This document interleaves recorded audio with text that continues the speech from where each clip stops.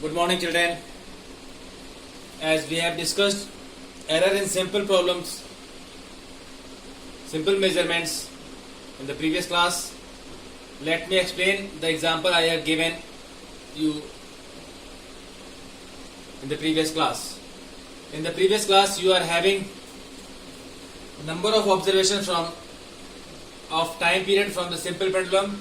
These are 1.29 seconds, 1.33 seconds, 1.34 seconds, 1.35 seconds, 1.32 seconds, 1.36 seconds, 1.30 seconds, 1.33 seconds. So there are 8 observations. So number of observations n is equals to 8. You can see 1, 2, 3, 4, 5, 6, 7, 8.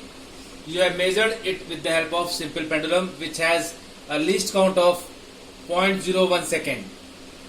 All the measurements are according to least count. So be careful when you are doing any experiment. Your measurement values should be in accordance with the least count of the instrument. And I have told you the definition of least count. Now, the first part, I am just revising what you have read in the previous class. The first part is finding the actual value, that is true value, which is also known as mean value. This will be found only in the case where actual value is not provided.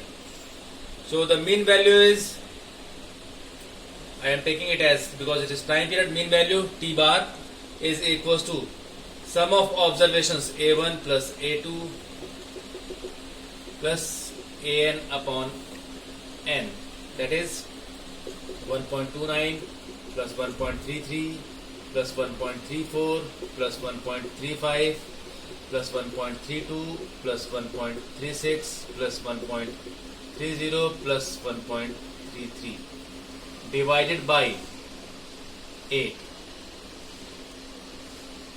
What you are getting is, on solving it, 1.3275 seconds. But again, in any measurement you have to be in accordance with the least count. So here you are getting 4 decimal places. It should be rounded off and the true value will become 1.33 seconds. This is the true value. Now the second part, error in each observation. So error in each observation, that is absolute error,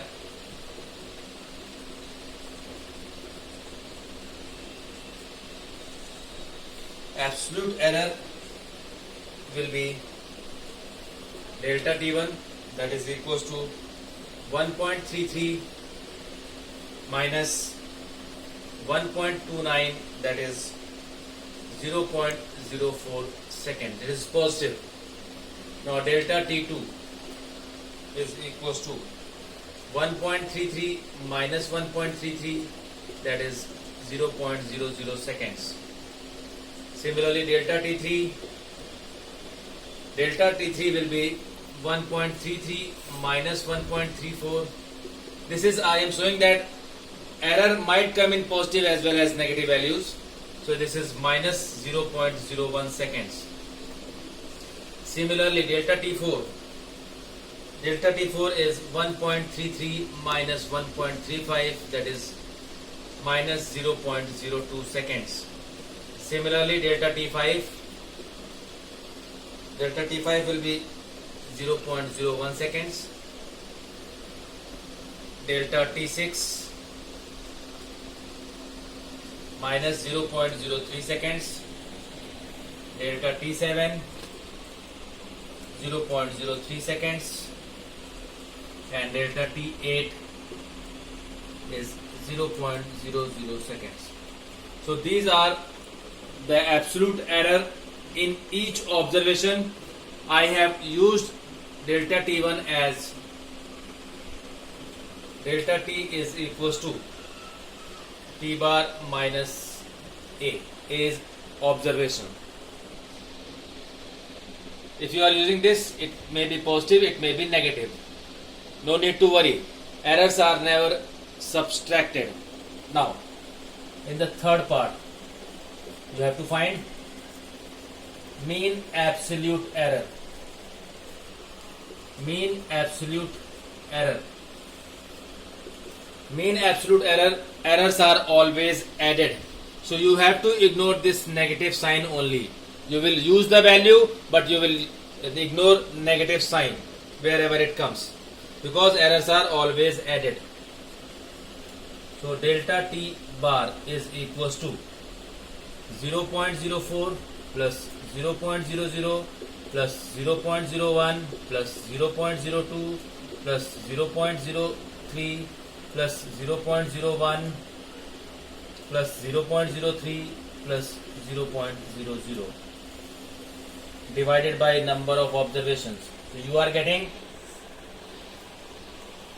it as 0.0175 second. Again, be careful about least count. So delta t bar is rounded off to 2 decimal places and this becomes 0.02 seconds. This is mean absolute error and this is the mean value. Now the fourth part is relative error or fractional error. Fractional error or relative error, that is delta mean absolute error upon true value, that is 0.02 divided by 1.33 seconds, because both are having the same unit, so it will become 0.015, but because you have to round it off up to 2 place of decimal according to least count, so it becomes 0.02. So fractional error is 0.02. Now the next part, you have to find percentage error. Percentage error is fractional error into 100. So it is 0.02 into 100. So this is 2%. So error percentage is 2%. Now the last part, write the value with error limits. So value of time period with value of time period in this particular question with error limits is actual value, that is true value, plus minus mean absolute error. So what is that? 1.33 plus minus 0.02. Sorry. Yes. 1.02.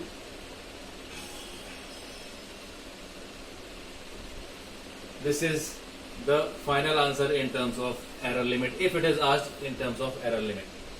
This is what I have explained. For the simple problem, you will follow these steps or whatever is asked in the question. Now, where you will not use, where you have to use least count, I am giving you another example. Here, example.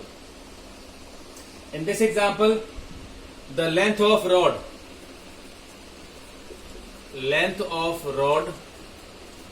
as measured by vernier caliper is 1.25 centimeter.